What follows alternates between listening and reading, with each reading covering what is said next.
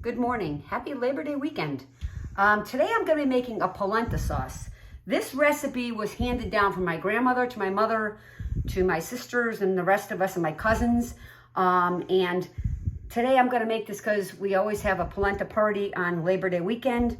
Tomorrow I'll try to get a video of the polenta actually being made over the open fire. But today we're going to start with the sauce. Here I have salt pork. This is 2 packages of salt pork. I think it's about this size.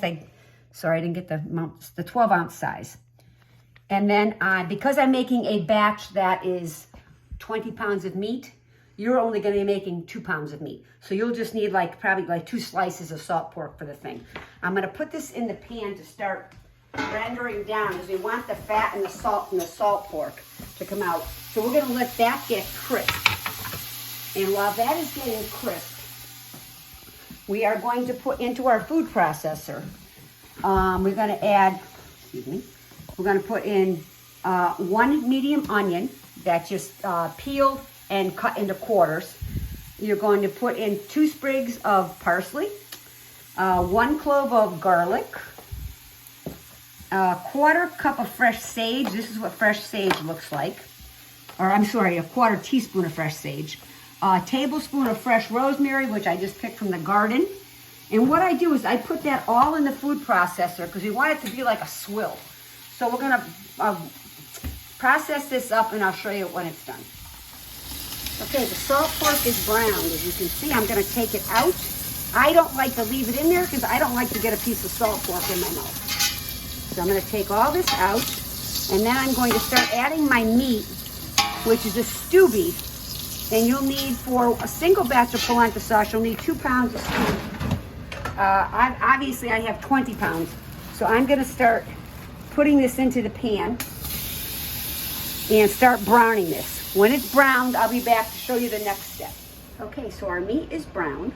I'm going to add our swill, as I called it, to the meat mixture. And we're going to give that a stir all the way to the bottom.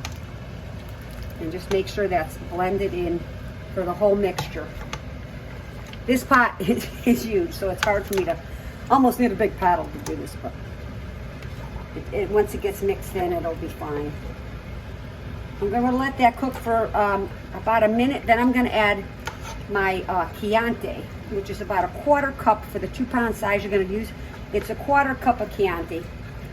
You have to use the Chianti, it makes a difference.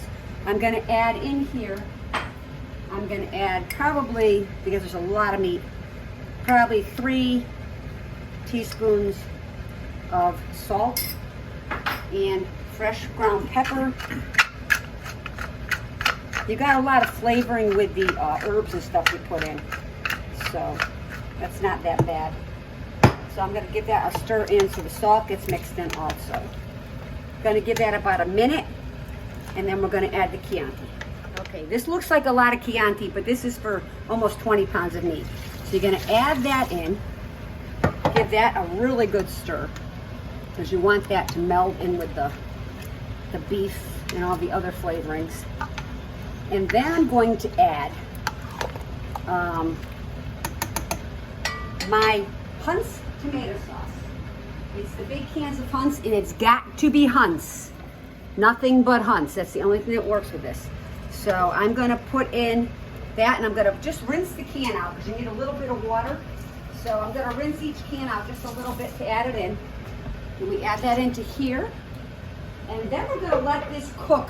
Normally I would make it in a pressure cooker if I'm making a small batch, but I've been doing it like this. I usually let it cook just till the meat is nice and tender.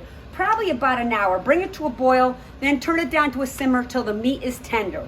We'll be back probably in about an hour when this is all tender. The polenta sauce is done. As you can see, my counter's set up for when we make the polenta today. I'm going to try to get some pictures to post on YouTube later to show you the process.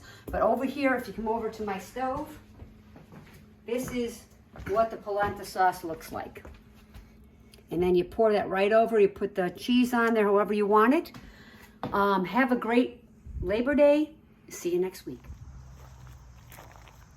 Okay, as I promised you, we're going to start the process of the polenta. The wood is underneath We're getting the fire ready before we put the pots on, which you can see on the ground here, which have a lid. We're waiting for the fire to get burned down to be ready to put the pots on and put the hot water in to start the polenta cooking process. See you shortly. As you can see, we put the pots on, put the water in, and we're waiting for it to boil before we put the polenta into the pots. And here's the last part of mixing the polenta up. We're stirring it till it gets thick. And then we'll move it into the house and drop it on that metal sheet that I showed you this morning.